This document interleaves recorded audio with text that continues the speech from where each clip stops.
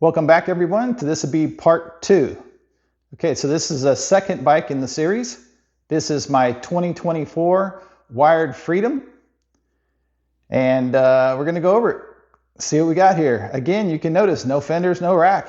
You know from the previous video, I'm not into fenders and racks. The first two don't have them on. They're out in the shed. I can always need, if I need them, I can always put them on, but I don't need them. So that's where that's at. Okay, so what's different on this one? Well, you always have to have a place for your rear light when you take off your rack, and you need to put it somewhere. So on the other one you saw, I did it with zip ties. This one, I just installed 2 little bullet lights, spliced it into a connector to just plug into the outlet, and then boom, there you go. 2 little bullet lights on the back, made a little mount for them, and they work great. You can see them, they work just like the brake stuff, and they're awesome. So that's one little upgrade. Give me a quick little peek at that, and we'll be moving on. But that one's pretty cool. In the front, let's just stay on lighting. I took out the regular light that's in the front, and I just went to a different light, and this one works fine. So I like this one. And basically it's a 4x4 spotting light off a truck. And again, I just spliced the wires, made sure that the voltage was correct, that it wasn't drawing too much current. It was well within the parameters, put it on there. It's been nothing but fantastic. So throws a nice beam out there and see well at night. I like it. Is it better than the original? They're probably about the same, be honest with you. But I think I just kind of like the look, kind of ties in the bike a little bit better on this bike. It's fine. So then we notice over the last generation in the 2023 Cruiser, we noticed that the 2024s came with different tires. That's the Kenda Crusades. Better tire than the Chaoyang, in my opinion. So take that for what it's worth. I like them better. I think they roll a little better. You can run a little higher pressure in them, a little bit better on speed, done a little bit better on off-road, on-road, a little quieter. So it's win-win-win-win-win all the way around for me. Checks all the boxes. If it doesn't for you, just buy the tires that work for you, and that's cool. So our fork here, we went from a Mozo fork to the Guide fork. That was a big improvement. So I like Guide. I don't love Guide. I think it's good, and it's a big improvement over the Mozo. So we had that. Coming back to the back, the other one was a Cruiser, so now we got the full suspension in the Freedom. So we have the whole length. We have the air shock with the dampening in it. Makes a huge difference. Nice plush ride. Great setup. This bike rocks with that. Battery, same as the last generation with a little bit of different in the wiring. Still Samsung cells. We get down to the controller. This is where some of the magic is happening on this bike. I said that there was a lot of things that weren't stock on this bike. This would be one. Now, mostly what's been done with this controller right here is it's been shunt modded, and it's been fully shunt modded. I mean, the shunts have been bent all the way together, wrapped in wire, and then soldered across all the way, and it's smothered in it. So it's putting it out. We're talking 55 plus amps. So yeah, it definitely has torque off the line. So the torque off the line, the lighter weight from the bike without having racks and fenders, you can get a decent speed, with that. We'll let the overall speed with this thing kind of just be what it is. I'm not going to get into that because that's not really what these videos are about. But it's had some other tweaks here and there, and maybe a programming tweak and maybe a motor tweak here and there, but we're not going to get into that. You'll see just by some of the speeds that, yeah, there's been some work done to here, but that's secret squirrel stuff. We're not talking about that here.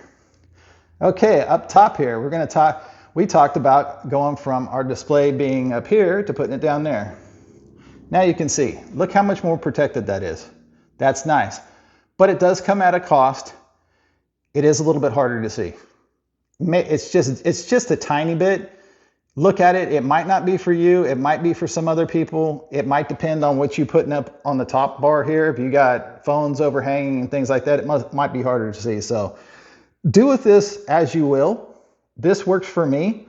I like it because when I'm putting it on and off racks and I'm banging this, I'm not banging this. So this stuff up here that you would take off during transport, that's fine because you're not going to hit it on your racks or slap it on another bike. So having this down here is kind of nice. So like I said, I haven't cracked one of these displays down here, and if I do break one, I just replace them, and they're not that big a deal, so just get it done. Again, same type of grips, just different color, but this one got a little bit special. Okay, Billet BMX, here's your shout out. There you go. So there's my bar ends. So yeah, and again, I only use the one rear view mirror on this one too. Still rocking the stock seat, as I feel that's sufficient for what I need. And I really like the way this bike is set up. This is my #1 go-to bike out the garage if I'm running around town and I'm gonna hit, I can hit just about anything on this. This is, you know, I can hit fire roads, blaze down the street, do whatever I need to do. This is kind of my one-stop shop. This one kind of does it. This is my, like, always the one that's handy and at the ready.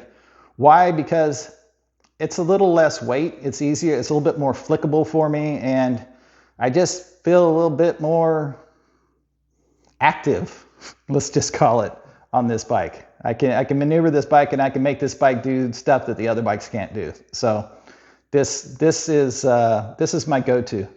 I'm not going to say it's my favorite because my favorite hasn't even come yet. So we'll get into that later. Let's see here. Where are we at?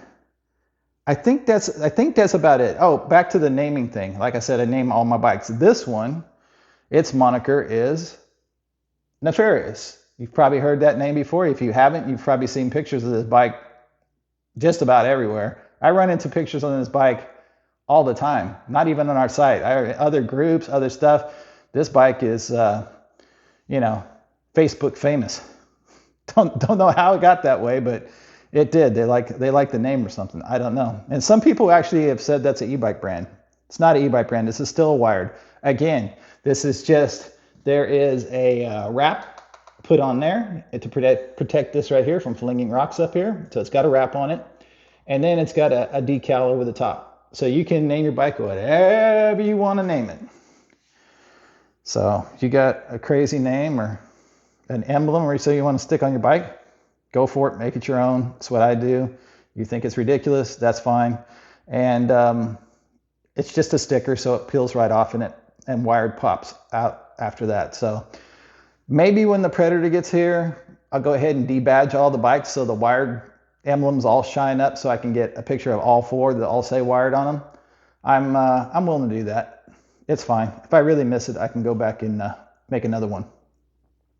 But I really love this bike. If you got any questions about this bike, hit me back about it.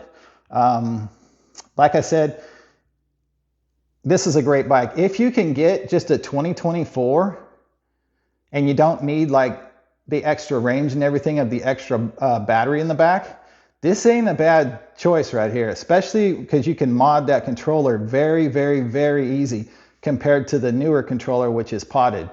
I have videos to get into that potting material and that process, and believe me, it's a lot. It's a lot. You'll pull your hair out over that. That's a lot to modify that one. So this is bike #2. So bike #3 will be up in a minute. All right, talk at you in a little bit.